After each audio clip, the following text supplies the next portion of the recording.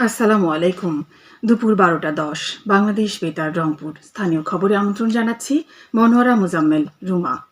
ত্রয়োদশ জাতীয় সংসদ নির্বাচনে রিটার্নিং কর্মকর্তাদের মনোনয়নপত্র গ্রহণ ও বাতিলের সিদ্ধান্তের বিরুদ্ধে দায়ের করা আপিল শুনানির শেষ দিনের কার্যক্রম চলছে। আজ সকাল থেকে রাজধানীর আগারগাঁওয়ে নির্বাচন কমিশন ভবনের অডিটোরিয়ামে এই শুনানি শুরু হয়। প্রধান নির্বাচন কমিশনার এএমএম নাসির উদ্দিনের সভাপতিত্বে পূর্ণাঙ্গ কমিশন এই আপিল শুনানি গ্রহণ করছেন।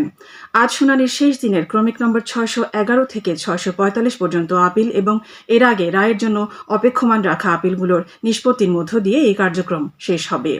এর আগে গতকাল শুনানির অষ্টম দিনে মোট ১১২টি আবেদনের শুনানি গ্রহণ করে কমিশন। এর মধ্যে ৪৫টি আপিল মঞ্জুর করা হয়। অন্তর্বর্তী সরকারের পরিবেশ, বন ও জলবায়ু পরিবর্তন মন্ত্রণালয়, পানি সম্পদ মন্ত্রণালয় এবং তথ্য ও সম্প্রচার মন্ত্রণালয়ের উপদেষ্টা সৈয়দা রিজওয়ানা হাসান ২ দিনের সফরে আজ রংপুর আসছেন। সফরসূচি অনুযায়ী উপদেষ্টা আজ বিকেলে রংপুর জেলা শিল্পকলা একাডেমি মিলনায়তনে গণভোট কার্যক্রম ও মতবিনিময় সভায় অংশ নেবেন। আগামীকাল দুপুরে তিনি রংপুর জেলা প্রশাসকের কার্যালয় হতে গণভোট কার্যক্রমের র্যালিতে অংশ নেবেন। এছাড়াও এই সফরে উপদেষ্টা সৈয়দা রিজওয়ানা হাসান রংপুরের কাউনিয়া উপজেলার তিস্তা নদীর ভাঙন প্রবণ এলাকা পরিদর্শন করবেন। জুলাই গণঅভ্যুত্থানের প্রথম শহীদ আবু সাইদের কবর জিয়ারত করেছেন জাতীয় নাগরিক পার্টি, এনসিপি ও জাতীয় ছাত্র শক্তির কেন্দ্রীয় নেতৃবৃন্দরা। আজ সকালে রংপুরের পীরগঞ্জ উপজেলার মদনখালী ইউনিয়নের জাফরপাড়া বাবনপুরে শহীদ আবু সাইদের কবর জিয়ারতের পাশাপাশি পরিবারের সাথে সাক্ষাৎ করেন এনসিপির সদস্য সচিব আক্তার হোসেন, জাতীয় ছাত্র শক্তির কেন্দ্রীয় সভাপতি জাহিদ আহসান ও সাধারণ সম্পাদক আবু বাকের মজুমদার সহ অন্যান্যরা। গণভোট ও ত্রয়োদশ জাতীয় সংসদ নির্বাচন উপলক্ষে গতকাল জেলা প্রশাসন ও জাতীয় মহিলা সংস্থার উদ্যোগে রংপুরে জনসচেতনতামূলক এক উঠান বৈঠক অনুষ্ঠিত হয়েছে। জেলা প্রশাসকের কার্যালয়ের স্থানীয় সরকার বিভাগের উপপরিচালক মোহাম্মদ মেহেদী হাসান এতে প্রধান অতিথি হিসেবে উপস্থিত ছিলেন।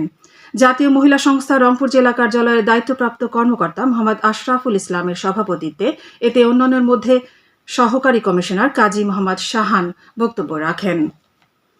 বাংলাদেশ পরিবেশ আন্দোলন বাপার আয়োজনে গতকাল রংপুর চেম্বার হলরুমে সংকটের তিস্তা নদী ও আর্থসামাজিক অভিঘাত শীর্ষক মতবিনিময় সভা অনুষ্ঠিত হয়েছে।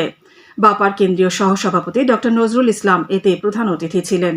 সভায় বাপার রংপুর জেলা আহ্বায়ক অ্যাডভোকেট শামীমা আখতার শিরিনের সভাপতিত্বে অন্যান্যের মধ্যে কেন্দ্রীয় সহসভাপতি ড মোহাম্মদ খালেকুজ্জামান, সাধারণ সম্পাদক মোহাম্মদ আলমগীর কবির ও তিস্তা নদী রক্ষা কমিটির সভাপতি ফরিদুল ইসলাম ফরিদ বক্তব্য রাখেন।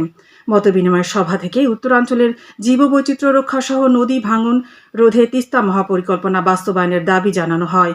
এর আগে বাপা নেতৃবৃন্দ তিস্তা নদীর বিভিন্ন এলাকা পরিদর্শন করেন।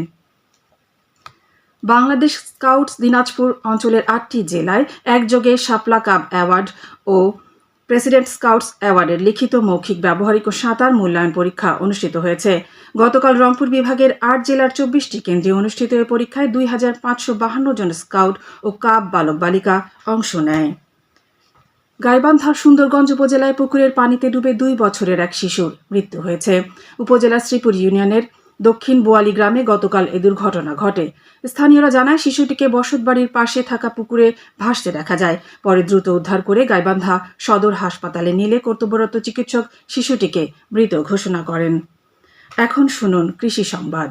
কুড়িগ্রামের রাজীবপুর উপজেলায় অন্যান্য বছরের মতো এবারও সরিষা ফুলের মধু সংগ্রহের লক্ষ্যে মৌমাছির বাক্স স্থাপন করা হয়েছে। এবার উপজেলায় মোট প্রায় ৩,৪০০টি বাক্স স্থাপন করা হয়েছে। কৃষি সম্প্রসারণ অধিদপ্তরের সহযোগিতায় ব্যক্তিগত উদ্যোগে স্থাপিত এসব বাক্স থেকে এ পর্যন্ত প্রায় ৮০,০০০ কেজি মধু সংগ্রহ করা হয়েছে। পুরো মৌসুমে প্রতিটি বাক্স থেকে গড়ে প্রায় ৪০ কেজি হারে প্রায় ১,৩৪,০০০ কেজি মধু উৎপন্ন হওয়ার সম্ভাবনা রয়েছে। খেলার খবর ফুটবল। জয়পুরহাটের ৫ বিবিতে উত্তর ধুরইল যুব কল্যাণ ক্লাব আয়োজিত আরাফাত রহমান কোকো স্মৃতি ফুটবল টুর্নামেন্টের ফাইনাল খেলা অনুষ্ঠিত হয়েছে। গতকাল উপজেলার কুসুম্বা ইউনিয়নের ধুরইল মাঠে অনুষ্ঠিত ফাইনাল খেলায় ভগবানপুর রাঙামাটি ফ্রেন্ডস স্পোর্টিং ক্লাবকে টাইব্রেকারে ৩-৪ গোলে পরাজিত করে সিএমজেএফসি ফুটবল একাদশ চ্যাম্পিয়ন হওয়ার গৌরব অর্জন করে। খেলা শেষে জেলা বিএনপির সিনিয়র যুগ্ম আহ্বায়ক মাসুদ রানা প্রধান, উপজেলা বিএনপির সভাপতি সাইফুল ইসলাম ও পৌর বিএনপির আহ্বায়ক আবু হাসনাত মণ্ডল খেলোয়াড়দের মধ্যে পুরস্কার বিতরণ করেন। সবশেষে আবহাওয়া। আজ সন্ধ্যে ৬টা পর্যন্ত পূর্বাভাসে বলা হয়েছে দেশের অভ্যন্তরীণ নদীবন্দরগুলোর জন্য কোনো সতর্কবাণী নেই এবং কোনো সংকেতও দেখাতে হবে না। খবর শেষ হলো। আমাদের পরবর্তী স্থানীয় খবর প্রচারিত হবে বেলা 2টা 5 মিনিটে।